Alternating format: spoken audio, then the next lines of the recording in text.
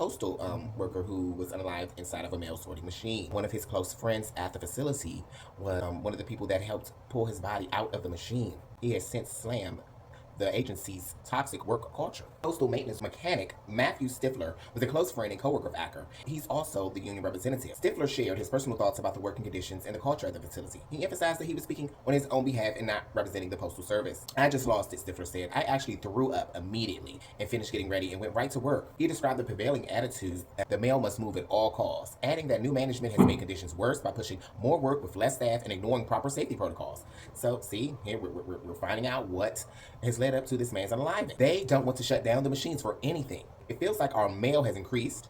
We've lost staffing pretty significantly."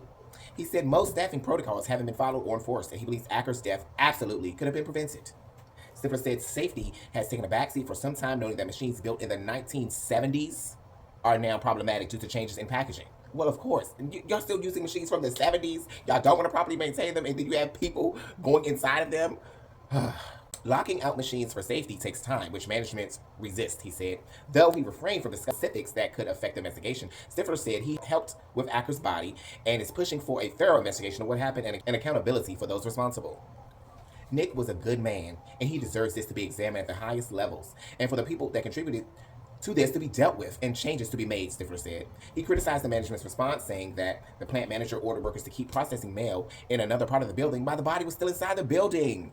Oh my God, how disrespectful of this man's life that y'all couldn't even pause, mail sorting for a few hours or something like. That's just ridiculous. Just no respect for that man's life, his time. He described the workplace culture as toxic and said co-workers feel unsafe. I bet they do. "Nobody trusts anybody there anymore," Stifler said. "I shouldn't have to be scared to go to work and make a living for my family." No, you shouldn't. Nobody should. And we need fair wages and fair workplace, conditions. That's why we have OSHA, that looks out for these things. We got to do better. Stifler said he believes that the plant has not been shut down and management has not acknowledged the death or addressed safety concerns.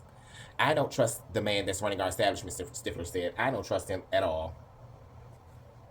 After informing other employees of their rights, Stifler said he was kicked out of the plant. He expressed some fear about speaking out publicly, but insisted that the state must now intervene.